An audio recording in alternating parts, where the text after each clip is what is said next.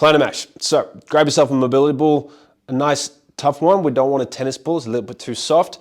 But what we're going to do, grab the ball on the floor, and we're going to get into our plantar tissue. That is all the tissue on the bottom of our foot.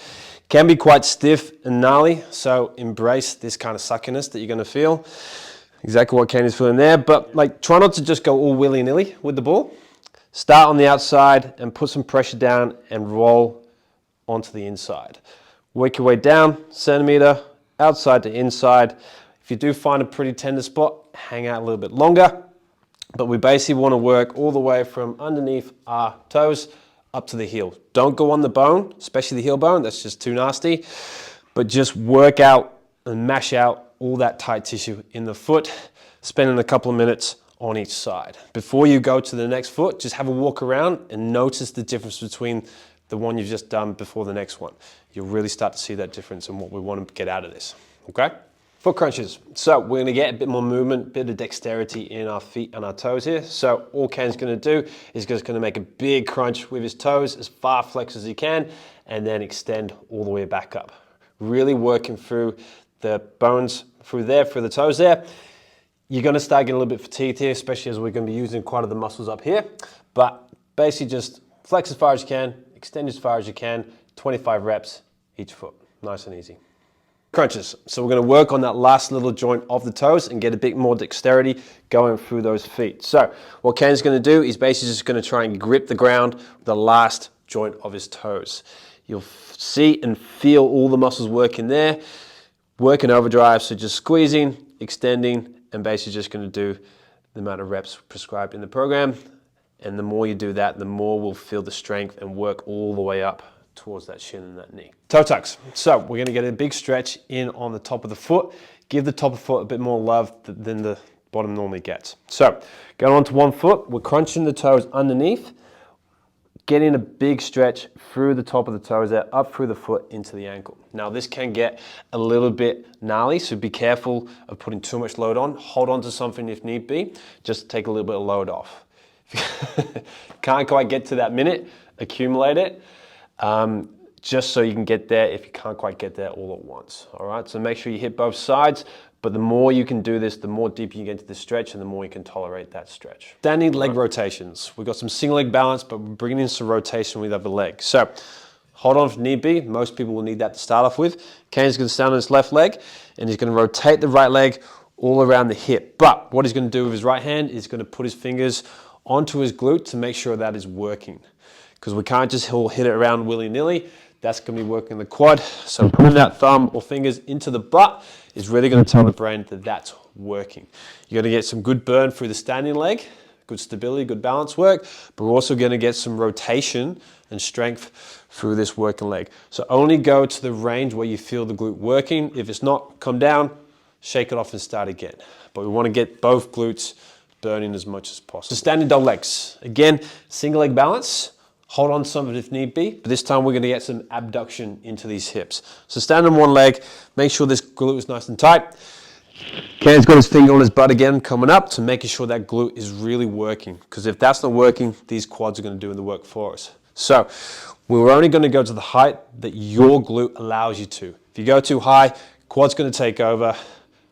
It's going to take away the stimulus of what we're looking for in this movement. So only go to the height to where your glute allows it.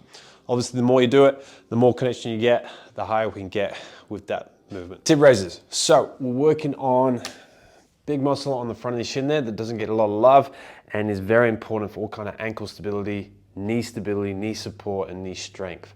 So we want to make sure the front of the shins are really nice and strong to withstand a lot of load. So from here, butt against the wall, heels about a foot away from the wall, and all we're going to do, pretty straightforward, just going to lift your toes as high as possible. You're going to feel that outside shin start to work, and we also want to feel that inside quad, the VMO, work at the same time. So lifting up, second or two, pause, control down slowly, make sure big toe goes all the way back down and up. If you've never really done any of these before, they're going to start burning quite quickly, and we're going to get a lot of load in there just to build up that capacity, that resilience of the shins. All right, so hit the prescribed reps, really start to feel it through here. and get that Patrick step-ups. So we're working on a little bit of quad development, the VMO muscle inside the quad there, and also some ankle range of motion. So on one leg, Ken is holding on because again, we need a bit of balance support here. He's gonna reach out with his other leg and tap his heel. We'll notice though, he's got one straight line going from ankle all the way up to his shoulder. So he's kind of leaning back, he's reaching as far as he can, but what we've got to make sure of is that big toe is down and he's not collapsing through that heel. Through the arch, sorry. We keep that knee straight over the toes and we should start to feel it in the ankle, a little bit in the Achilles, but mainly on that inside quad on the standing leg. Again, hold on to start off with, but you should be able to look pretty good at this with some strength to take away that balance and start doing this a lot easier with that build up of strength.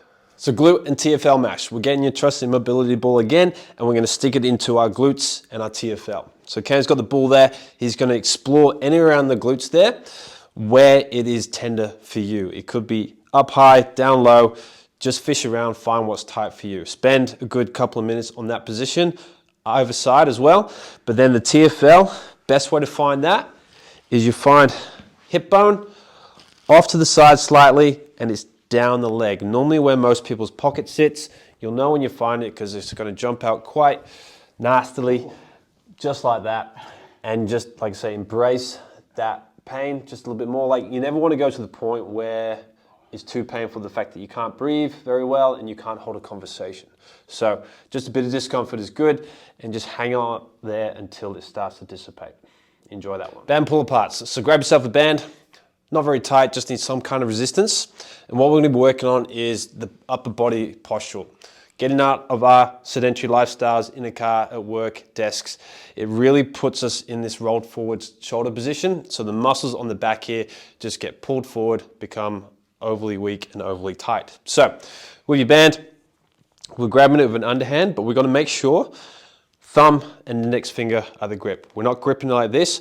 To activate the right muscles we're looking for, that grip is very, very important. So Ken's got out full extension with his arms. He's not up in his traps. His shoulders are nice and relaxed. And all he's going to do is take some tension and pull apart to the chest and back in, not losing the tension as we come back in. All right, we'll start to feel that rear delt, back of the shoulder here. Bit of rhomboids and a few other muscles going on there. You don't need to know what they are, but they're going to really start pulling the shoulders back. The eventual goal is to get 100 reps, but no one's going to get 100 reps straight up, so break it up. 5 sets of 25, no, 5 sets of 20, 4 sets of 25, 3 sets of 33, whatever you feel like you can do without breaking that form.